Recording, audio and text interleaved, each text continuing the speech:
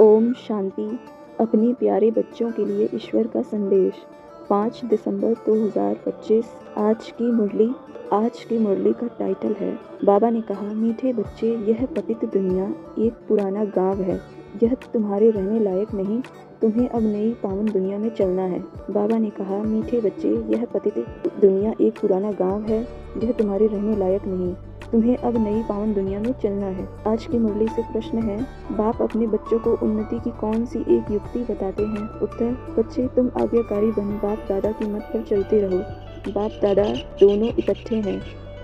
दोनों इकट्ठे हैं, इसलिए अगर इनके कहने से कुछ नुकसान भी हुआ तो भी रिस्पॉन्सिबल बाप है, सब ठीक कर देगा। तुम अपनी मत नहीं चलाओ, शिव बाबा की मत समझ कर चलते रहो तो बहुत उन्नति होगी।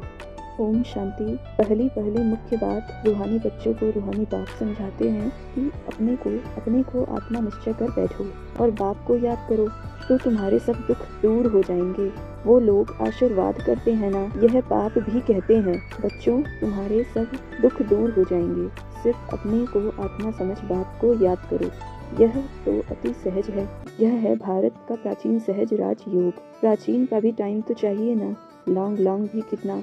बाप समझाते हैं, पूरे 5000 वर्ष पहले यह राजयोग सिखाया था। यह बाप बिगर कोई समझा नहीं सकते और बच्चों बिगर कोई समझ नहीं सकते। गायन भी है, आत्माएं बच्चे और परमात्मा बाप अलग रहे बहुकाल। बाप भी कहते हैं, तुम सीढ़ी उतरते उतरते पतित बन पड़े हो, अब स्मृति आई है। सब चिल्लाते हैं, हे पतित पावन। कलयुग में पतित ही होते हैं, सतयुग में होते हैं पावन। वह है ही पावन दुनिया। यह है पुरानी पतित दुनिया, रहने लायक नहीं है। फिर बाबा कह रहे हैं कि पहले अपने को आत्मा समझो और बाप को याद करो। यही है याद की यात्रा, बस यही बाप का मैसेज देना है। टिक करने की दरकार नहीं, मन मना भव। देह के सब संबंध छोड़ पुरानी दुनिया में सबका बुद्धि से त्याग करना है, क्योंकि अब वापस जाना है और शरीर बनना है। यहाँ बाबा याद दिलाते हैं, फिर सारे दिन में बिल्कुल याद भी नहीं करते, शरीर मत पर नहीं चलते, बुद्धि में बैठता नहीं है। बाप कहते हैं, नई दुनिया में जाना है तो तमो प्रधान से सतो प्रधान बनना है। बाबा ने हमको राज्य भाग्य दिया, हमने फिर ऐसे कमाया, 84 जन्म लिए, लाखों वर्ष की बात ही नहीं। बहुत बच्चे अल्प को न जानने के कारण फिर बहुत प्रश्न पूछते हैं। बाप कहते हैं, पहले मामिकम याद करो तो पाप कट जाएं, और दैवी को धारण करो तो देवता बन जाएंगे, और कुछ पूछने की दरकार ही नहीं। फिर बाबा कह रहे हैं कि सर्विस के शौक वाले आपे ही भागेंगे, दुनिया से मर गए ना। यहाँ तो बाप कहते हैं, मित्र संबंधियों आदि के भी उद्धार करो, सबको पैगाम देना है मन मनाभव का, तो तमो प्रधान से सतो प्रधान बन जाएं।